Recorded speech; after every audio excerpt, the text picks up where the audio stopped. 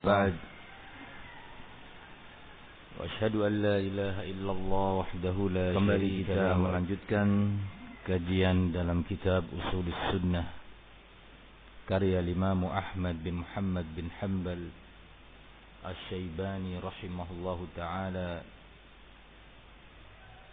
yang dilahirkan pada tahun 164 Hijriah, wafat pada tahun 241 Hijriah.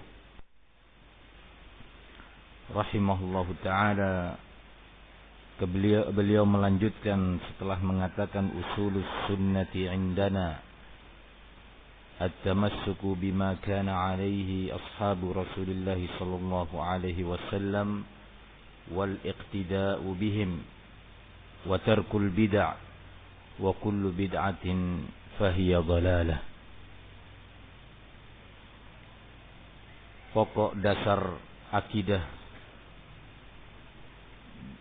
dalam pandangan kami ahli sunnah wal jamaah adalah berpegang teguh dengan prinsip amalan dan akidah yang di sana para sahabat berada di atasnya,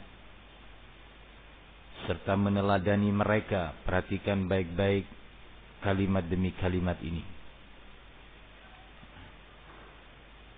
Dan kemarin sudah diisyaratkan dalam pertemuan pertama agar kita meniatkan, meletakkan niat dalam sanubari kita di saat mempelajari asar-asar salaf ini untuk diamalkan. Dan kemarin sudah diingatkan bahwa kita bukanlah orang pertama yang mempelajari kitab ini. Telah berlalu orang-orang yang mendahului kita. Bahkan tidak sedikit dari mereka yang memiliki kecerdasan lebih dari kita. Namun ternyata pada ujungnya tidak sedikit pula dari mereka yang sudah belajar tidak mengamalkan dan menerapkannya pada kehidupan mereka tentang usulus sunnah, wasiat-wasiat Imam Ahmad. Sehingga tidak sedikit orang-orang yang sekarang melandasi ibadahnya atau sikapnya tidak mengikuti jejak sahabat, lebih mengedepankan ara, berbagai logika, tanpa disertai bagaimana dahulu para sahabat Nabi mencontohkan. Kemudian Imam Ahmad menyatakan wa tarkul bid'ah, dan bahwasanya di antara usul sunnah, pokok dasar sunnah adalah meninggalkan berbagai bentuk bid'ah dengan segala bentuknya dan berbagai bid'ah. Kemarin sudah disebutkan di antaranya bid'ah dalam bidang ibadah, bid'ah dalam bidang akidah, bid'ah dalam bidang iman, bid'ah dalam bidang dakwah, amar ma'ruf nahi munkar, dan yang lainnya. Wa tarkul bid'ah. Kemudian beliau melanjutkan wa kullu bid'atin fahiya dhalalah, karena seluruh bid'ah itu dalam keyakinan ahli sunnah adalah dhalalah. Tidak ada berarti sunnah yang atau bid'ah yang hasanah. Dalam pandangan salaf, dalam pandangan ahli sunnah, sahabat, tabi'in, dan tabi'ut tabi'in, kullu bid'atin dhalalah. Sehingga apa yang ada dikatakan oleh orang-orang di zaman ini adanya bid'ah hasanah, itu bukanlah manhaj salaf, bukan ilmu dan prinsip yang diajarkan oleh para sahabat Nabi, wala tabi'un, wala tabi'ut tabi'in. Al-Imam Ahmad menegaskan di antara usul sunnah, pokok dasar akidah sunnah adalah kullu bid'atin dhalalah. Seluruh bid'ah itu adalah sesat di berbagai bidang tadi. Kemudian beliau melanjutkan wa tarkul khusumat, dan di antara usulus sunnah, pokok dasar sunnah adalah meninggalkan perdebatan di dalam agama ini. tarku al-khusumat, meninggalkan perdebatan di dalam agama ini. Kenapa? Karena perdebatan itu dilarang di dalam syariat Islam. Perdebatan bukanlah akhlak muslim. Bahkan berdebat merupakan salah satu sebab seorang jatuh dalam kesesatan, penyimpangan, kebid'ahan. Begitu Rasulullah sallallahu alaihi wasallam mengatakan, "Ma dhalla qaumun ba'da hudan kanu alaihi illa utul jadal." Tidaklah tersesat suatu kaum yang dahulu sudah berada di atas hidayah, berada di atas al-haq, kecuali orang-orang yang suka berdebat. Perdebatan akan menyeret seseorang kepada penyimpangan.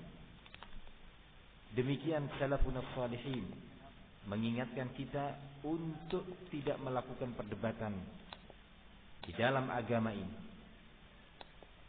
Mereka semuanya mengingatkan bahwa perdebatan itu justru membahayakan akidah seorang muslim.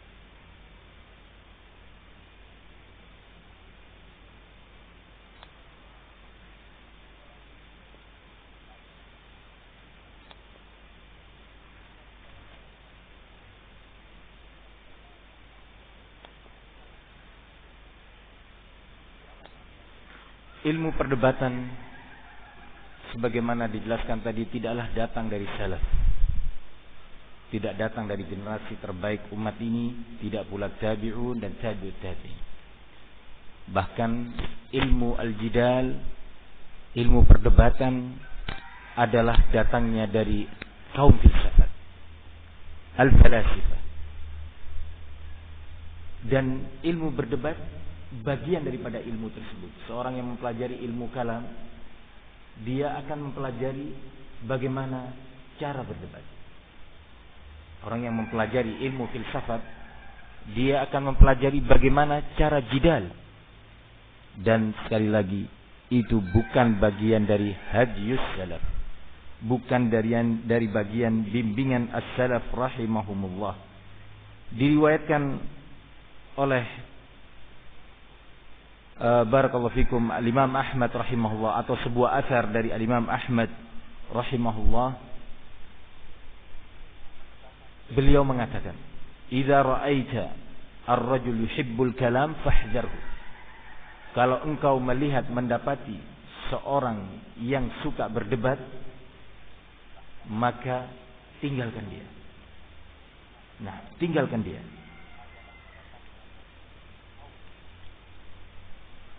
Qala la tujalis sahib kalam wa in dhabba 'anis sunnah fa innahu la ya'ulu amruhu ila khair. Jangan engkau duduk, kata Imam Ahmad, dengan orang yang suka berdebat walaupun nampak dia membela sunnah. Karena sesungguhnya ujung akhir orang yang suka berdebat bukanlah kebaikan, kesesatan. Ujung akhirnya adalah kesesatan. Barakallahu fikum. Kemudian diriwayatkan pula dari beberapa salaf semakna dengan yang disebutkan ini tadi. Diriwayatkan dari Abu Qilabah, Abdullah bin Zaid al-Jarmi. Beliau mengatakan, la tujalisu ahlal bid'ah wa la tujadiluhum. Jangan engkau duduk dengan ahlul bid'ah dan jangan engkau mendebati mereka. fa inni la amanu ay yaghmisukum fi dhalalatihi.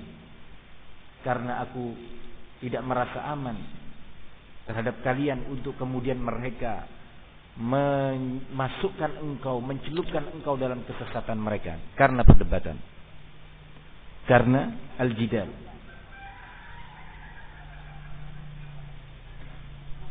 Ketika Al-Imam Malik rahimahullah didatangi oleh seorang ahlul bid'ah, kemudian dia mengatakan, ya Malik, inni unadhiruka, aku ingin berdebat denganmu.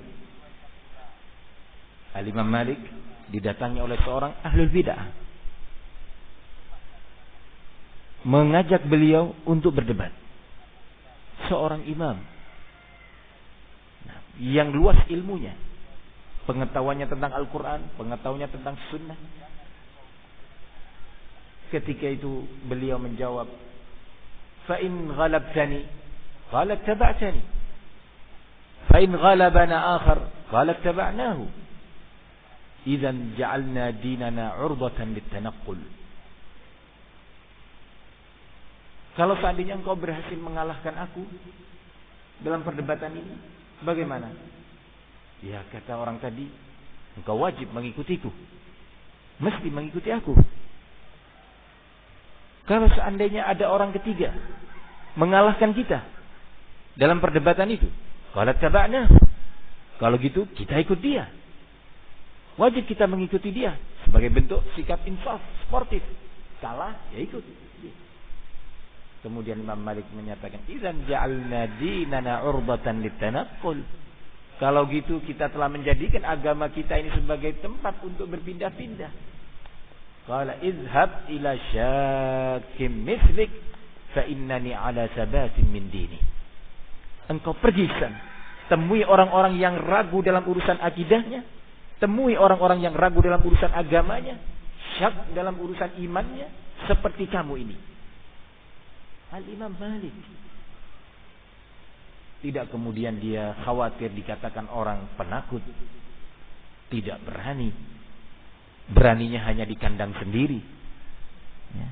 Dan berbagai cemoohan, berbagai ucapan pelecehan, ya. Al-Imam Malik tidak peduli karena beliau ikhlas dalam beragama, tidak takut celaan orang-orang yang mencela, hinaan orang-orang yang menghina. Izhab ila syakim mislik. Sekarang ini antum sering mendengar perdebatan Sunni Syiah, sering ditampilkan di internet. Perdebatan beberapa tokoh dilakukan, semisal orang yang bernama Adnan Ar'ur. Ini orang, di antara sebab penyimpangannya, di antara sebab kesesatannya dan jatuhnya dia ke dalam bid'ah dalam beberapa kaidah-kaidah yang dia ciptakan adalah seringnya melakukan mujadalah, seringnya melakukan perdebatan. Dia merasa aman, merasa mampu. Kemudian mengkiaskan, yaitu Syekhul Islam juga berdebat. Barakallahu fiik, anta ka Syekhul Islam. Ente seperti Syekhul Islam dalam keimanannya, ketakwaannya, kekokohannya, keilmuannya, kemampuan dan kefasihannya. Seperti Syekhul Islam Ibn Taimiyah. Dan Syekhul Islam berdebat bukan dari dirinya, tapi karena kondisi yang dihadapkan pada waktu itu. Barakallahu fikum. Ikhwani fid din, rahimani wa rahimakumullah. Namun keumuman as-salaf meninggalkan perdebatan dan menjauhkan diri mereka darinya. Al-Imam Muhammad bin Sirin. Siapa yang enggak kenal Muhammad bin Sirin? Keilmuannya, ketakwaannya, keluasan tingkat keilmiahan beliau. Ketika datang seorang ahlul bid'ah kepadanya, aqra'u 'alaika ayatan min kitabillah. Aku ingin membaca di hadapanmu satu ayat Al-Quran. Membaca satu ayat Al-Quran. Bukan ingin menyampaikan pendapatku, bukan. Aku ingin menyampaikan ra'yuku, tidak. Dia mengatakan, aqra'u 'alaika ayatan min kitabillah. Aku ingin membacakan satu ayat saja. Tentunya ahlul bid'ah itu ahlul makr wal kaid. Mereka orang yang pandai membuat makar, tipu daya. Kalau toh mau membaca ayat Al-Quran, dia menginginkan sesuatu di balik itu. Apa jawaban Al-Imam Muhammad bin Sirin, imamun min a'immatil hadis? Qala wala nisfu ayah, wala nisfu ayah. Nah, tidak separuh ayat sekalipun. Jangankan satu, setengah ayat aja jangan kamu baca. Imma kamu yang keluar dari tempatku ini, atau aku yang keluar. Kalau enggak kamu yang keluar dari tempat ini, aku yang akan keluar. Ketika orang itu pergi, ditanya oleh murid-muridnya, kenapa wahai Syekh, engkau tidak memberi kesempatan dia untuk membaca satu ayat? Beliau menjawab, akhsha annahu yaqra' alayya ayatan, naam, fataqa fi qalbi shubha, wala astati' ikhrajaha, kama qala rahimahullah. Aku khawatir dia membaca satu ayat yang memang dia inginkan di balik itu ada sebuah syubhat, ayat mutasyabih. Kemudian syubhat itu masuk ke dalam qalbuku, aku kemudian tidak mampu mengeluarkannya lagi dari qalbuku. Subhanallah, betapa salaf sangat berhati-hati dan bersungguh-sungguh menjaga qalbunya. Kalau kita di zaman ini enggak, kita coba aja, kita dengar aja dulu supaya kita sportif. Dengarkan aja dulu. Ikhwani fid din rahimani wa rahimakumullah, maka Imam Ahmad rahimahullah mewasiatkan kepada kita untuk meninggalkan perdebatan. Di zaman kita, perdebatan ini medianya sudah banyak. Tidak hanya seperti yang dahulu, berjumpa di majelis, berjumpa di masjid atau yang semisal itu. Arena perdebatan sekarang sudah lebih canggih. Sebuah media yang sering dikenal dan diikuti oleh banyak muslimin, yaitu apa yang dinamakan dengan Facebook. Anda lihat isinya hanya perdebatan. Beberapa kali diprintkan oleh ikhwan Facebook beberapa pihak yang dinamakan ustaz, asatidzah. Saya tidak melihat ilmu di sana. Adanya adalah perdebatan. Adanya adalah perdebatan. Caci mencaci, cela mencela, menghibah, saling menghina, dusta, kata-kata kotor. Belum lagi saya dikabari oleh teman-teman bahwa di sana disertai dengan adanya kemungkaran-kemungkaran yang lainnya.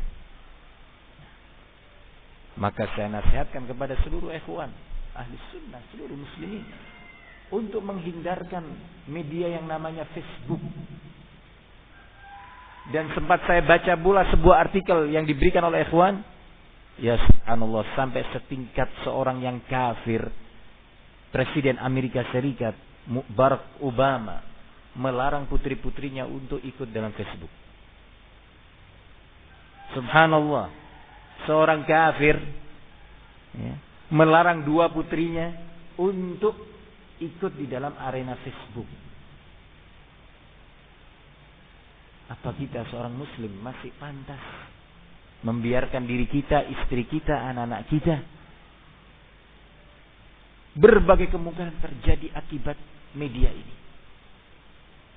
Maka saya nasihatkan kepada ikhwan, jangan masuk ke arena ini.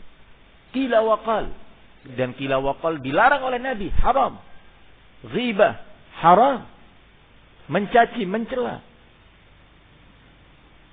Tidak ada ilmu. Dakwah sudah berjalan lama dan tersebar di seluruh pelosok negeri ini tanpa ada Facebook. Kalau ada yang mengatakan ini dalam rangka dakwah, Ustaz, enggak, jangan pakai Facebook. Nah, pakai yang lainnya, media lainnya masih bisa. Barakallahu fikum.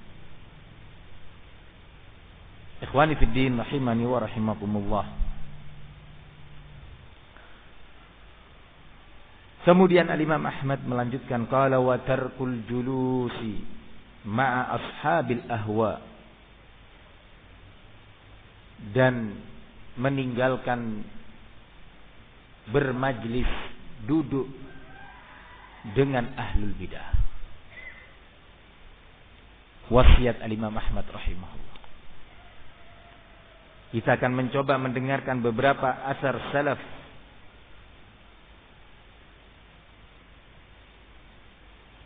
tentang poin yang diingatkan oleh Al-Imam Ahmad rahimahullahu ta'ala.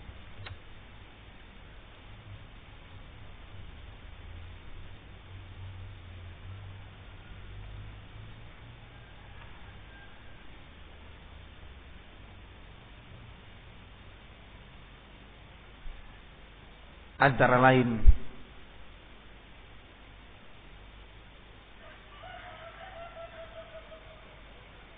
pernyataan Al-Imam Ahmad juga yang diriwayatkan oleh Al-Imam Ibnu Battah dalam kitab Al-Ibanah. Beliau mengatakan ahlul bid'ah la yanbaghi li ahadin an yujalisahum wa la yukhalitahum wala ya'nasa bihim.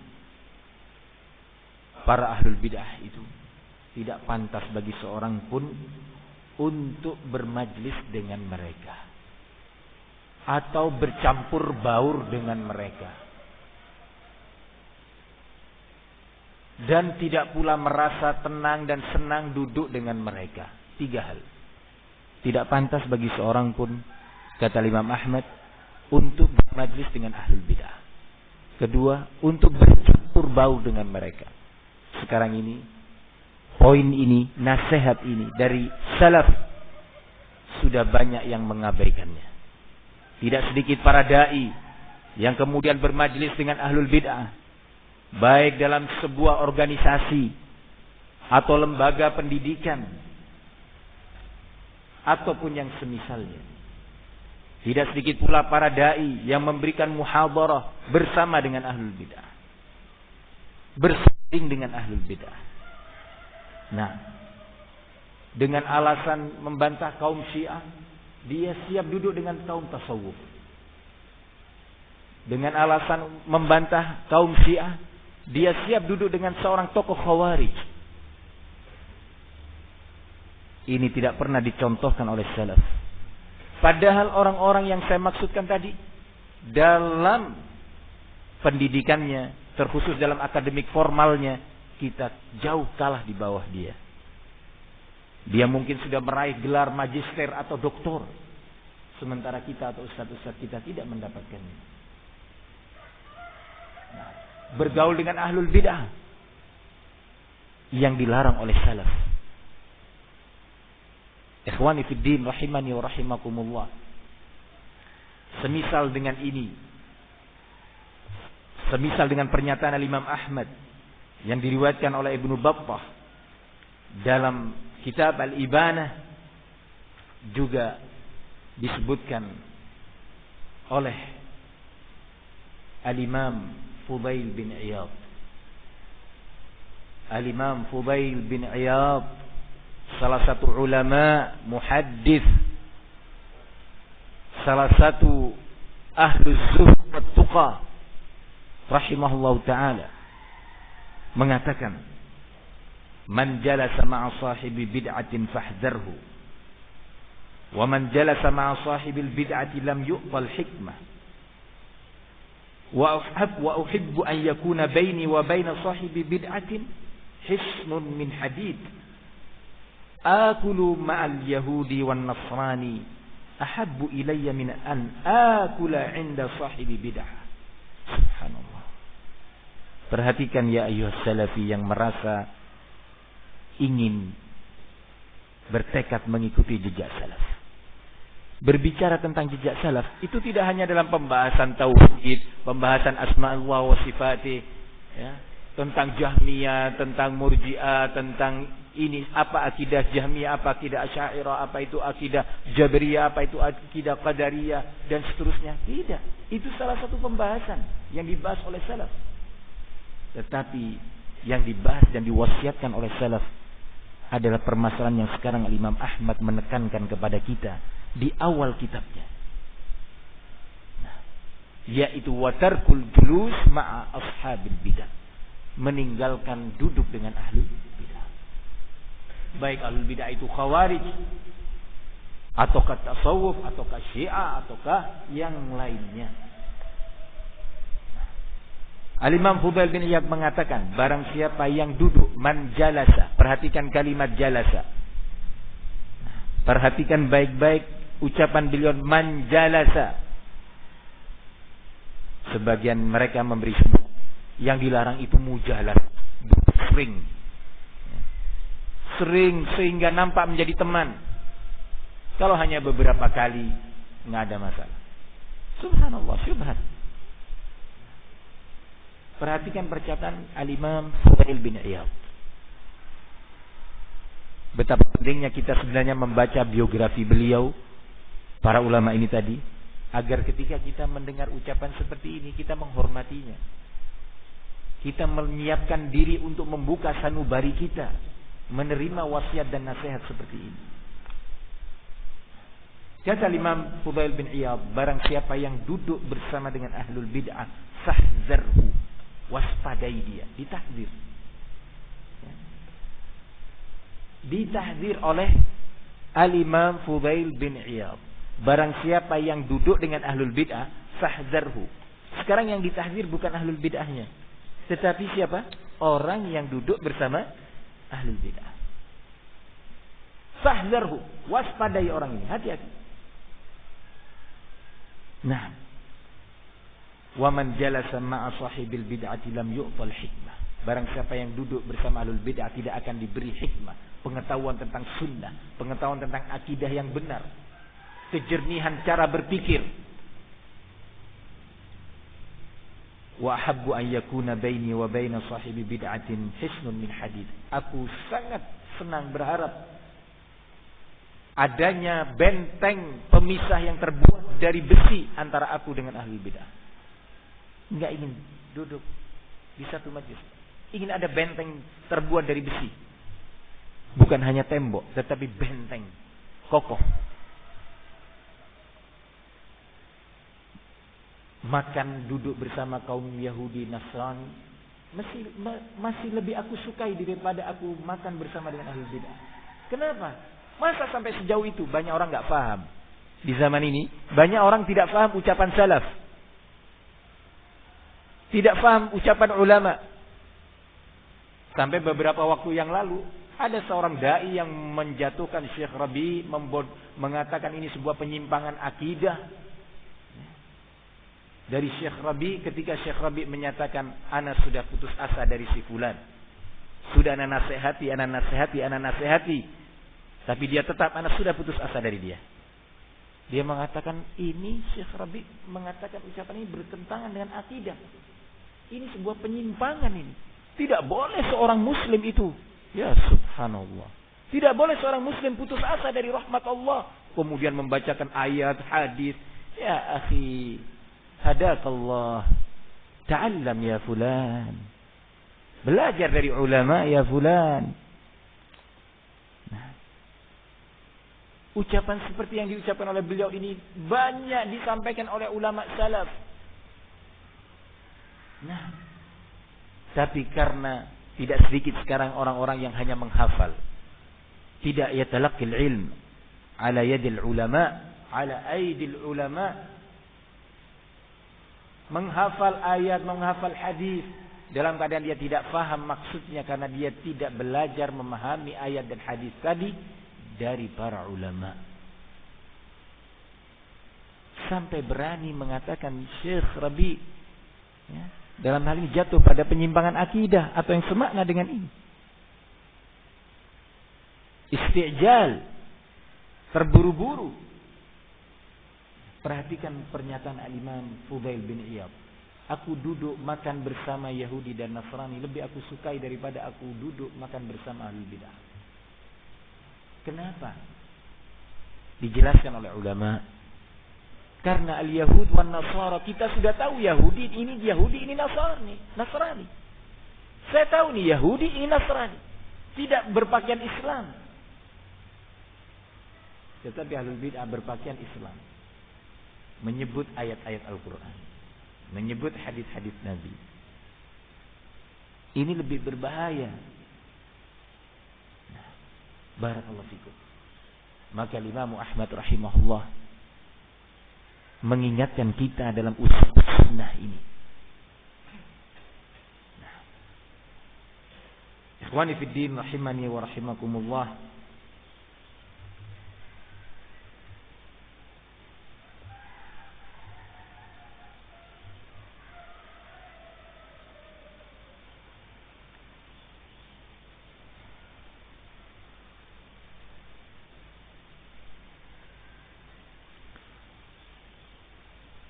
Qala Sallam bin Abi Muti' rahimahullah. Sallam bin Abi Muti' seorang ulama dari negeri Basrah, dari tabaqat yang ketujuh, satu zaman hidup dengan Al-Imam Malik, Hammad bin Zaid, Ayyub As-Sakhtiyani. Dalam sebuah athar yang diriwayatkan oleh Al-Imam Ad-Darimi, kemudian Al-Lalikai, juga dalam Abu Nu'aim dalam kitabnya Al-Hilyah, beliau mengatakan, anna rajulan min ashabil ahwa qala li Ayyub As-Sakhtiyani, bahwa seorang dari ahlul bid'ah berkata kepada Imam Ayyub As-Sakhtiyani. Nah, kata dia, ya Abu Bakar, as'aluka an kalimah. Wahai Abu Bakar, kunyah daripada Al-Imam Ayyub As-Sakhtiyani, aku ingin bertanya kepadamu tentang satu permasalahan. Satu permasalahan. Kata si ahlul bid'ah. Dan Al-Imam Ayyub tahu siapa orang ini, bahwa dia adalah ahlul bid'ah. Apa jawaban Al-Imam Ayyub? Qala Ayyub wa ja'ala yushiru bi isbi'ihi. Qala wala nisfu kalimah wala nisfu kalimah. Jangankan satu perkataan, satu permasalahan kamu bertanya kepadaku, separuh permasalahan jangan kamu tanya. Separuh saja permasalahan jangan kamu tanya. Subhanallah. Kata orang sekarang, ini kurang hikmah. Ini sih terlalu keras. Ya subhanallah. Berarti antum lebih hikmah dari Imam Ayyub As-Sakhtiyani. Lebih hikmah dari beliau, dari Ahmad bin Hanbal, dari Imam Fudail bin Iyad, dari Al-Imam Abu Qilabah Abdullah bin Zaid Al-Jarmi. Lebih hikmah dari Muhammad bin Sirin. Lebih hikmah antum dari Al-Imam Malik. Nah, barakallahu fikum. Kemudian Al-Imam Ibnul Jauzi rahimahullahu ta'ala. Al-Imam Ibnul Jauzi rahimahullah memberikan nasihat. Kata beliau, Allah min musahabati haula ashabil bid'ah. Hati-hati kalian, waspada kalian dari berteman dengan ahlul bid'ah. Wa yajibu man'us sibyan min mukhalaqatihim, dan wajib untuk melarang anak-anak kecil, anak-anak muda dari bergaul dengan ahlul bidah. Anak-anak muda, anak-anak kita. Barakallahu fikum. Hati-hati, jangan dibiarkan mereka bergaul dengan ahlul bidah. Li'alla yathbuta fi qulubihim min dzalika syai'un, agar tidak kemudian masuk ke dalam kolbu mereka, menjadi kokoh, melekat di kolbu anak-anak tersebut sesuatu dari bid'ah mereka. Sekarang ini tidak sedikit ikhwan menyekolahkan anaknya di madrasah-madrasah ahli bid'ah dengan enteng. Ketika diingatkan, ya akhi, kenapa antum memasukkan di sana? Pondok-pondok ahli sunnah masih banyak. Ya, enggak apa-apalah, dia masih kecil. Subhanallah. Tidak sedikit sekarang ini yang kemudian mendirikan sekolah-sekolah yang disilakan dengan sekolah formal, menggunakan kurikulum yang mengandung kemungkaran-kemungkaran, Dalam beberapa kurikulum dan buku paket yang diajarkan itu, yang diwajibkan untuk dijadikan sebagai buku paket dalam sekolah, beberapa sekolah itu diantaranya adalah ilmu kalam. Saya baca sendiri. Ilmu kalam diberi muqaddimah atau menukil perkataan-perkataan ahlul bid'ah al-kubra.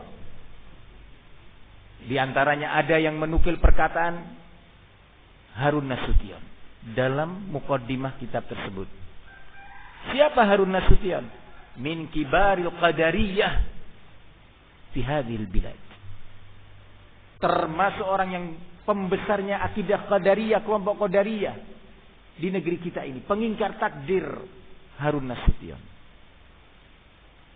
yang dijadikan panutan di IAIN.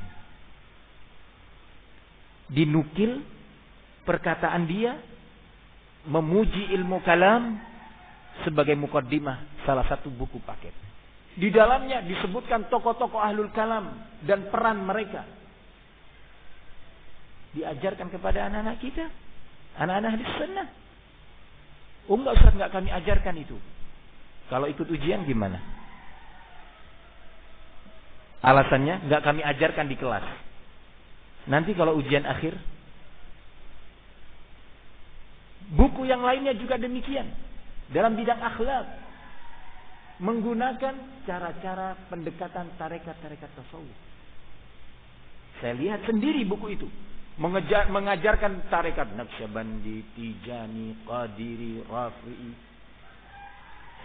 Siapa itu pemimpin tarekat ini, pemimpin tarekat itu, amalan masing-masing, kelebihan masing-masing tarekat, peran ilmu tasawuf dalam pembinaan umat. Allahu Akbar. Sebagian duat mengatakan dengan ringan, perhatikan antum dan bandingkan dengan salaf yang kita mengaku sebagai salafi. Bandingkan dengan ringan. Oh ya, itu kita nggak ajarkan, kita sampaikan bahkan itu batil. Kalau sudah ujian gimana? Saya sendiri melihat ujian, soal-soal ujiannya, pertanyaannya mengacu kepada buku-buku paket.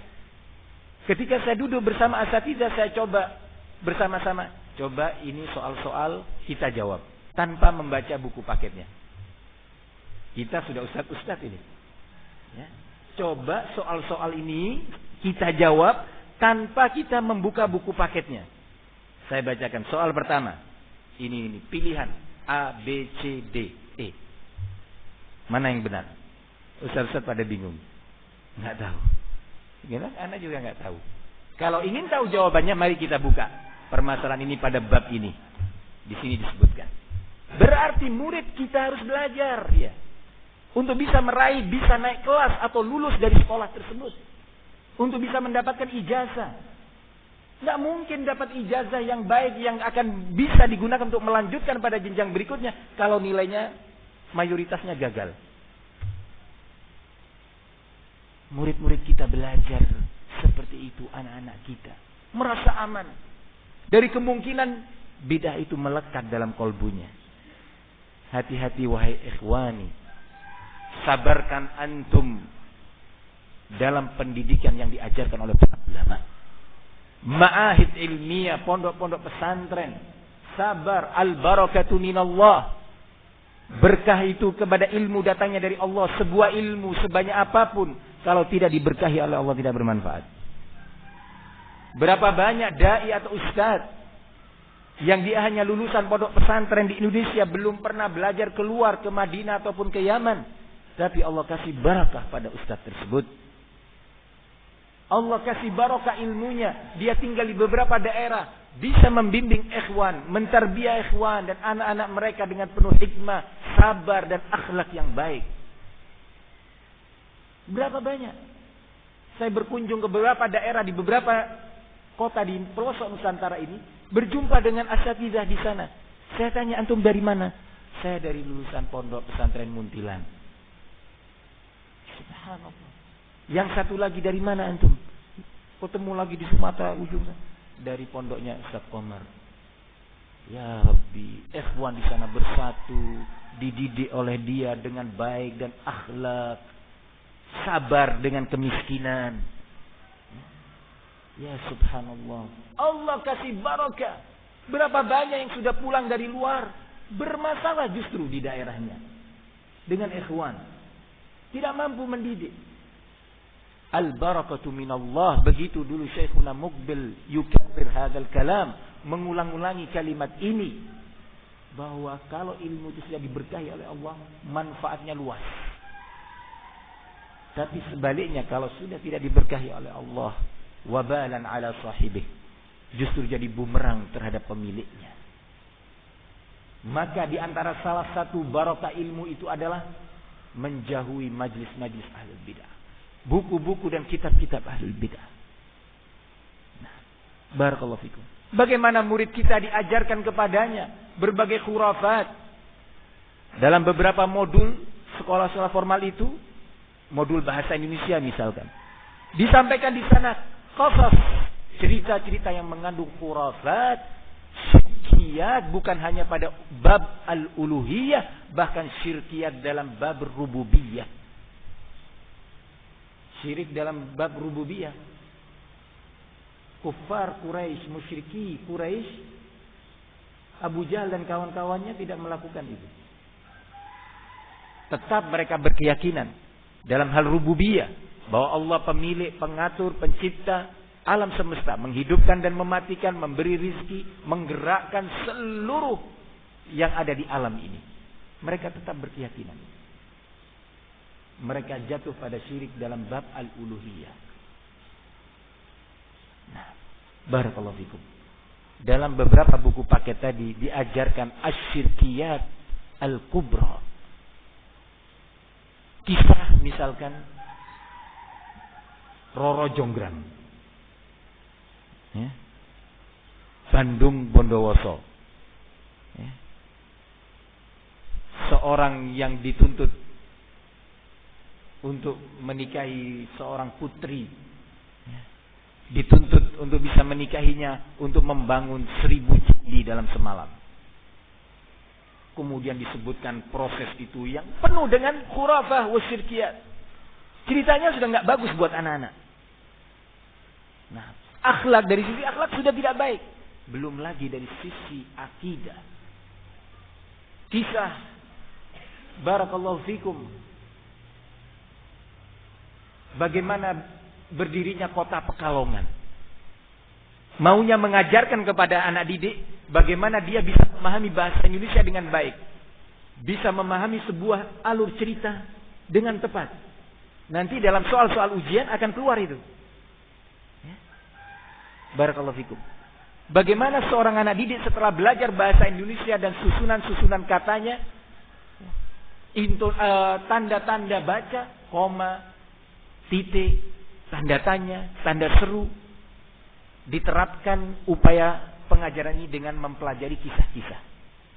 Ya subhanallah, di antara kisahnya yang saya sebutkan, bagaimana terjadinya atau berdirinya kota Pekalongan, seorang yang sakti bersemedi, ya, bertapa di sebuah pohon dengan bergantung kepala di bawah, kaki di atas untuk mendapatkan kesaktian. Ya akhi, ini adalah agama animisme. Kemudian dijadikan buku paket dalam pendidikan anak-anak kita.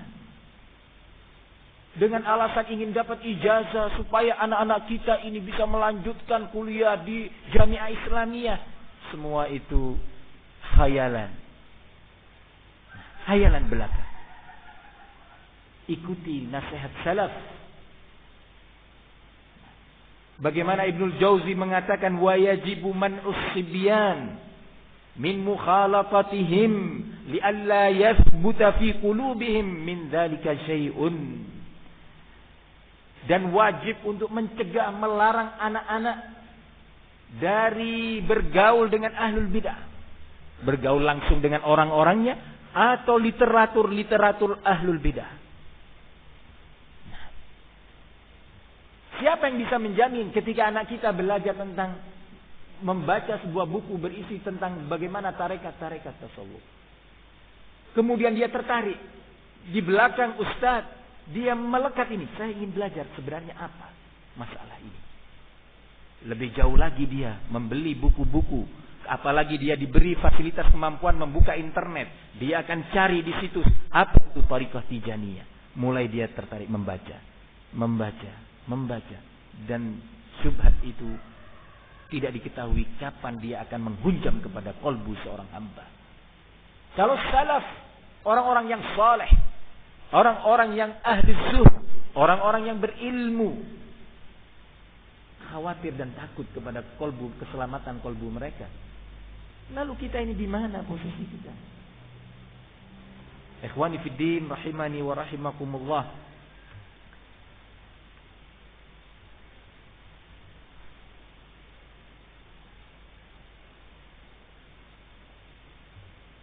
Syekhul Islam Ibnu Taimiyah rahimahullah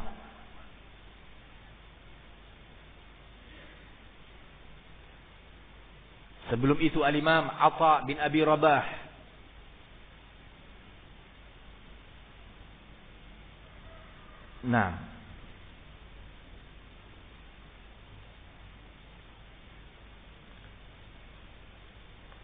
atau Syekhul Islam Ibnu Taimiyah rahimahullahu taala mengatakan فَإِذَا كَانَ الرَّجُلُ مُخَالِطًا فِي السَّيْرِ لِأَهْلِ الشَّرِّ يُحَذَّرْ مِنْهُ. Kalau ada seseorang yang bergaul dengan ahlus syarr, termasuk di dalamnya ahlul bid'ah, maka qala yuhadzar minhu, wajib untuk ditahdzir dari orang ini tadi. Kata Syekhul Islam, kalau ada seorang yang suka bergaul dengan ahlul bid'ah, yuhadzar minhu, wajib untuk ditahdzir orang tersebut. Siapa yang mengatakan ini? Syekhul Islam Ibnu Taimiyah rahimahullah. Ikhwani fid din rahimani wa rahimakumullah. Ini sebagai bentuk upaya salaf di dalam menjaga akidah umat. Sekarang kita melihat di zaman ini banyak pihak yang bermudah-mudahan bermajlis dengan mereka. Sering saya sebutkan, beberapa dai yang sudah pulang dari Madinah, Allah sudah beri kepada mereka taufik untuk belajar di Jamiah Islamiyah Madinah, belajar ilmu kepada masyayikh, belajar ilmu kepada masyayikh kibar yang kita belum mendapatkannya. Taufik itu, nikmat tersebut belum kita meraihnya. Duduk di majlis masyayikh kibar, baik di kampusnya maupun di Masjid Nabawi dan beberapa masjid lainnya. Pulang ke Indonesia,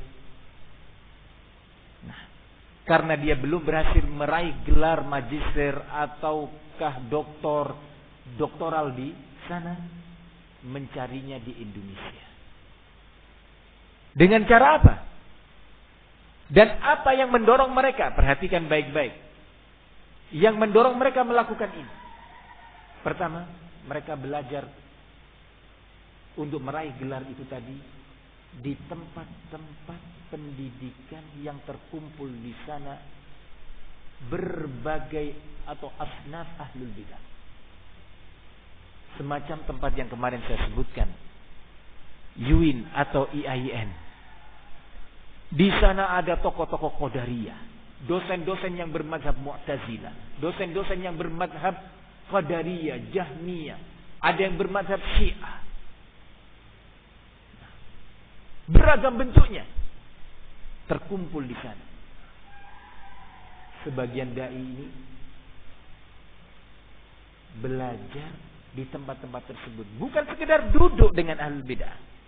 Kalau Imam Ayyub As-Sikhtiyani, orang ahlul bid'ah datang ingin bertanya, ingin mendapatkan jawaban dari beliau, ditolak. Al-Imam Malik, seorang ahlul bid'ah, ingin mengajak berdebat, diusir. Al-Imam Muhammad bin Sirin ingin membacakan satu ayat saja kepada beliau, seorang ahlul bid'ah, ditolak. Ini belajar. Subhanallah. Belajar duduk di hadapan mereka. Dosen-dosen yang saya katakan pulang belajar dari Kanada, pulang belajar dari Australia, dari Amerika, dari Jerman. Nah, subhanallah. Nah, sebagiannya meraih gelar profesor di bidang filsafat, doktor di bidang filsafat, ilmu kalam. Nah, belajar kepada mereka. Duduk. Nah, kalau melihat nasihat Syekhul Islam Ibn Taimiyah, maka orang seperti ini wajib untuk ditahdzir. Kalau kita kembali kepada nasihat Al-Imam Fudail bin Iyad, orang seperti ini wajib untuk ditahdzir, mengingatkan umat dari bahayanya. Begitu juga nasihat salaf yang lainnya. Ikhwani fid din rahimani wa rahimakumullah.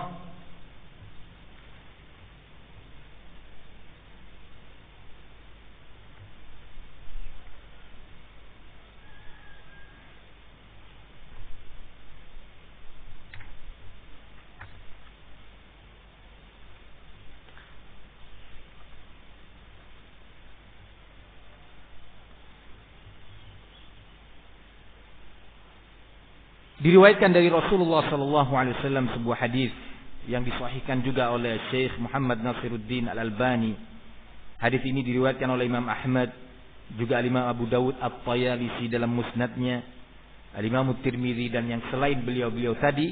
Rasul menyatakan al-mar'u ala dini khalilih, falyanzur ahadukum man yukhalil.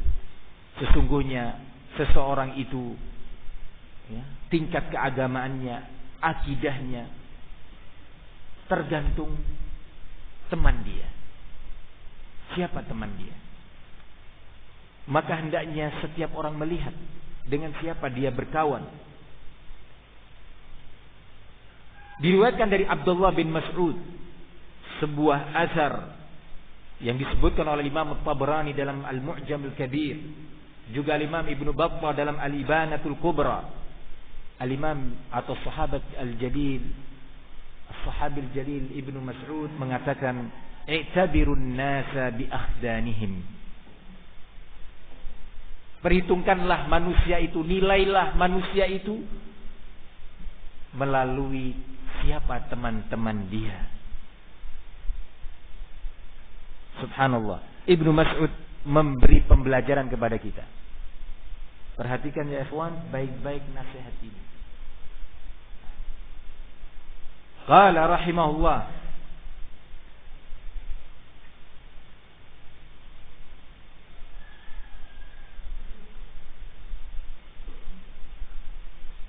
diriwayatkan pula dari sahabat Abu Darda, qala min fiqhir rajul mamsyahu wa madkhalahu wa majlisahu. Di antara bentuk kefakihan seseorang ditinjau dari dengan siapa dia berjalan, kepada siapa dia datang berkunjung, dan dengan siapa dia bermajlis. Orang bisa diketahui tingkat kefakihan dia, keilmuan dia, akidah dia. Pernah saya menasihati salah seorang yang bergabung dengan ahlul bid'ah dalam sebuah lembaga pendidikan milik al-ikhwanul muslimin. Saya nasihatkan kepada dia, ya akhi, cara yang antum tempuh ini bukan cara para ulama. Cara yang antum tempuh ini sangat berseberangan dengan pembinaan as-salaf. Apa dia menjawab? Enggak Ustaz, saya dalam rangka membenahi mereka dari dalam. Subhanallah, saat ini dijawab oleh Syekh Shalih Al-Fauzan bahwa ini adalah cara yang batil, dan saya bacakan kepada dia fatwa Syekh Shalih Al-Fauzan. Dia seorang magister yang keilmuannya di atas kita, dan saya katakan mungkin sudah membaca kitab usul sunnah sebelum kita. Apakah antum tidak ingat wasiat-wasiat salaf? Maka ana nasihatkan kepada antum, tinggalkan, jangan bergabung dengan mereka. Namun ternyata dia terus melakukan caranya itu tadi, bergabung dengan ahli bid'ah. Maka kita menerapkan pernyataan Syekhul Islam, man kana mukhalitan fi sayri ma'a ahli syarr yuhadzar minhu. Barang siapa yang berkawan dalam perjalanan hidupnya, dia berteman, berbaur dengan ahli syarr, maka wajib untuk ditahdzir. Pernyataan Fudail bin Iyad, man jalasa ma sahibi bid'ah fahzarhu. Fahdhar minhu. Barang siapa yang duduk dengan ahlul bid'ah, maka waspadai orang itu, tinggalkan orang tersebut, jauhi dia. Nah, demikian salaf mengingatkan. Ikhwani fid din rahimani wa rahimakumullah. Prinsip ini adalah prinsip yang pada zaman kita hidup ini sering dilupakan. Saya menyebutkan dalam beberapa majelis, di antara sebab orang semisal, tokoh semisal Ali bin Hasan al-Halabi, atau di negeri Yaman Abul Hasan al-Ma'ribi, menjadi menyimpang, memunculkan kaidah-kaidah bid'ah baru, membela ahlul bid'ah, membela al-khawarij, tokoh-tokoh khawarij, Sayyid Qutb dan yang semisalnya, setelah dahulu dia adalah orang yang paling getol mengingkari dan mentahdzir tokoh-tokoh tersebut. Tidak lain adalah di antara sebabnya pergaulan mereka ini terhadap ahlul bid'ah. Berteman dengan ahlul bid'ah, bermajlis, menghadiri majlis-majlis, di sana ada ahlul bid'ah. Merubah cara berpikirnya, merubah manhajnya. Ikhwani fid din rahimani wa rahimakumullah. Pembahasan ini adalah salah satu pembahasan penting dalam kitab Ushul Sunnah, yang insyaallah kita akan kembali melanjutkan pembahasan ini pada majlis berikutnya biidznillahi taala. Wa sallallahu wasallam wa barak ala nabiyyina Muhammad wa ala alihi wa sahbihi wa sallam walhamdulillahi rabbil alamin.